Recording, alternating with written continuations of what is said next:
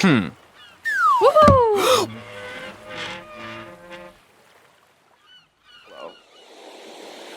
There are two terms in existentialism we use in describing the way that you can react to weight.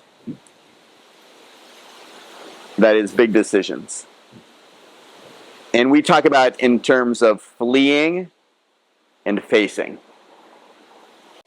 What do those two terms mean to you, and how would those two responses affect your anxiety levels?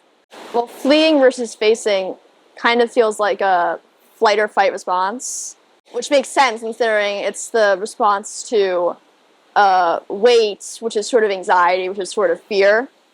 And I think that fleeing away sort of sounds like you're running away from the decisions. Like you're running away from the weight that you feel then, and you're refusing to acknowledge it exists. And what happens to anxiety when you refuse to acknowledge its source? It just gets bigger and bigger and bigger. Because you can't run away from the things in your own mind, no matter how big the denial gets. Because eventually you're going to have to face it. Because part of you knows it. You just are choosing to ignore it so far. So, facing the weight in this case is standing strong and really thinking about it. It's really thinking about this decision and how impactful it is and how much weight is there, how much anxiety there is. But then, by facing it, you're choosing to believe in it. Instead of just running away and hiding in your denial, you're choosing to look at this thing that is causing you so much anxiety and really think about it, what it means. And that is the only way, not just to rid yourself of anxiety a little bit, but also to make the choice that's really right for you. Or at least to give you a better possibility of making the right choice. So I think that facing it is kind of similar to what I said earlier. Really like acknowledging the choice that you have and the choice that you make, and considering all the impacts that it could have for yourself. Well, it's certainly the existentialist answer, right? They would say that as human beings, we have the responsibility to not flee from those moments, but to face those moments and to make correct decisions. And not to minimize their impact either, right? You can kind of pretend that like, oh, it's not that big of a deal, but to acknowledge, to embrace that responsibility. And so I think that, I think your description's right. I think that's exactly true. And, another interesting distinction that's made in existentialism is the difference between fear and anxiety.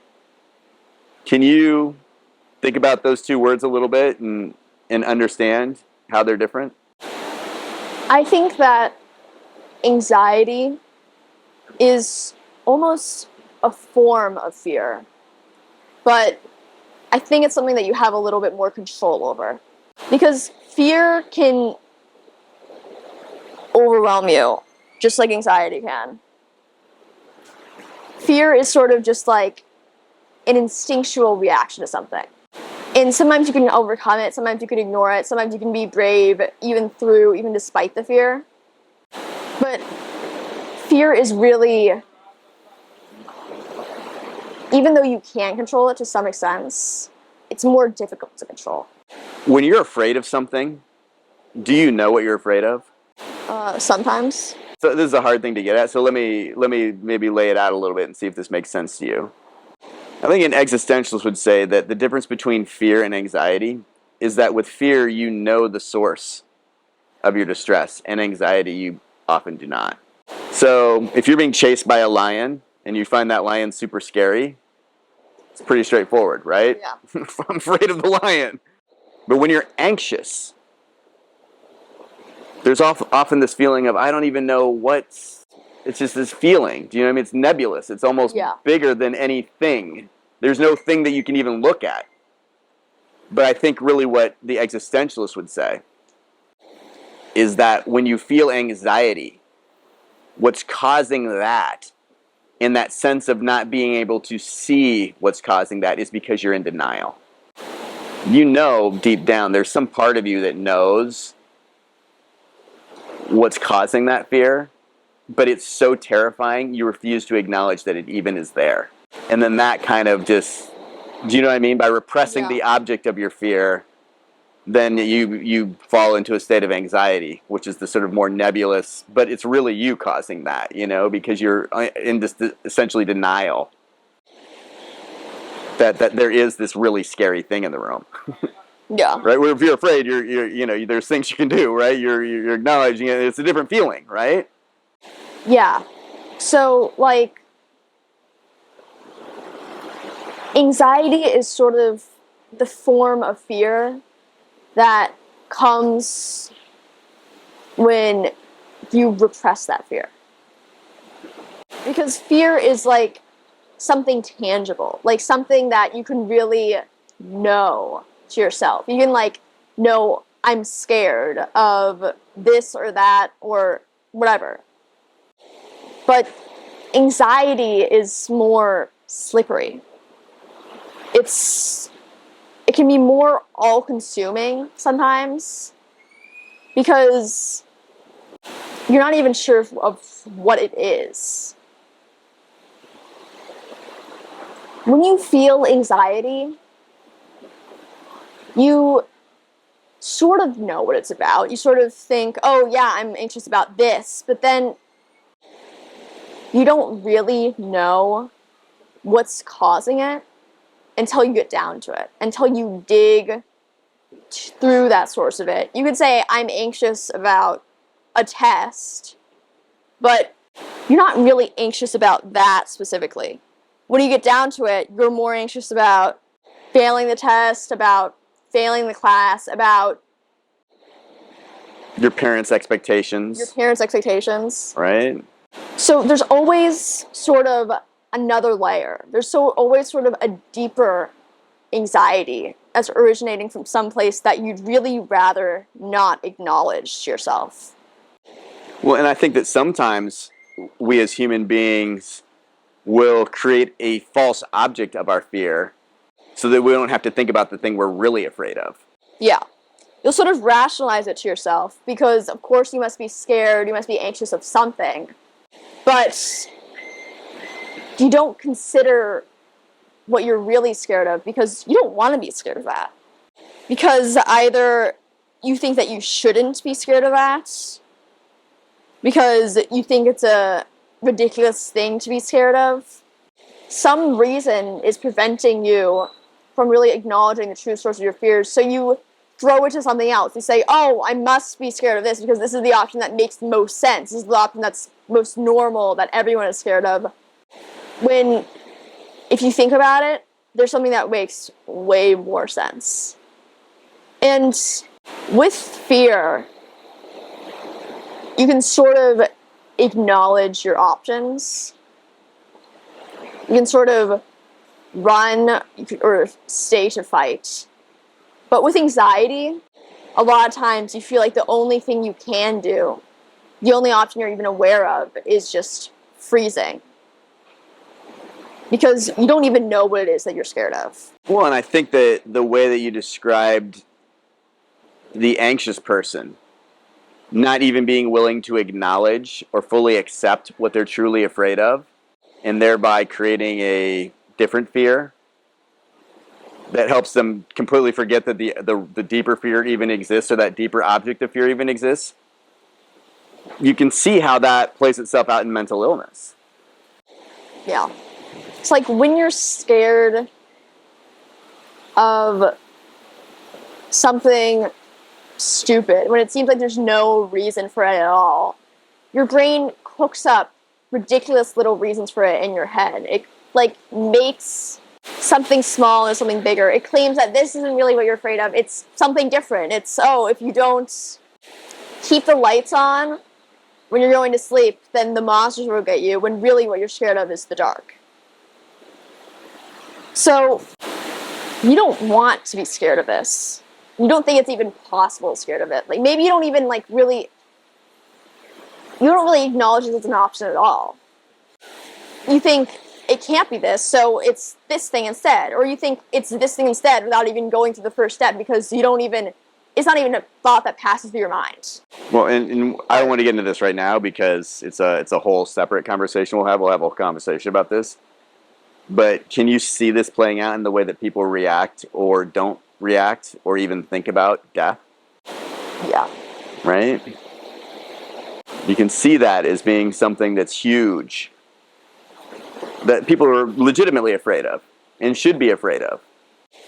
But instead they transfer that fear into anxieties about all of these little things in this world.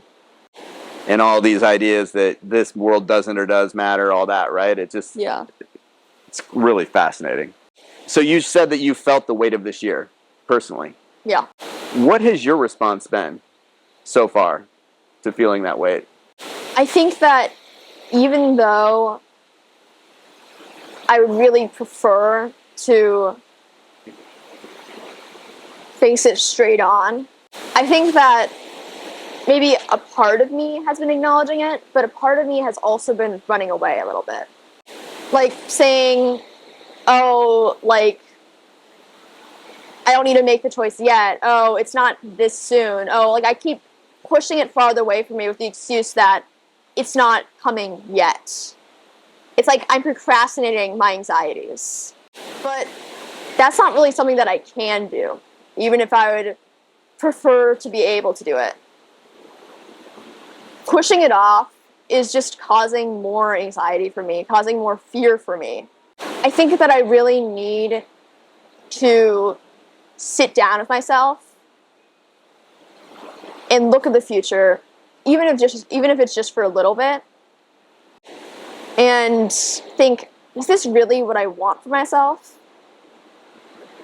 And then, even if the answer is impossible to get, even if there's no right choice, like there generally isn't, even if it's impossible to know with 100% certainty, even if this feels too overwhelming, even if it's a decision that I may not even really be prepared to make,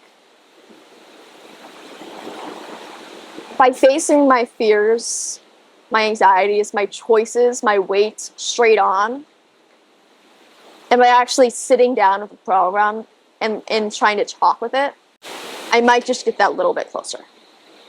And I think that's really important to do.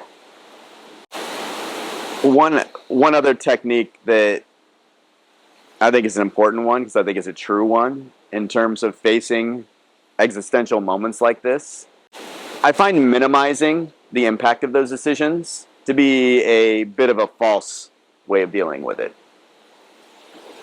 Because although it's true that no decision is permanent or final or whatever, there are decisions that you make in your life, whether it's your senior year or other times, that will affect your entire life in a more substantial way than other decisions. So pretending that's not the case isn't fully successful, because it can lead you to taking it less importantly than it should, and making a bad decision about something that is going to affect your life.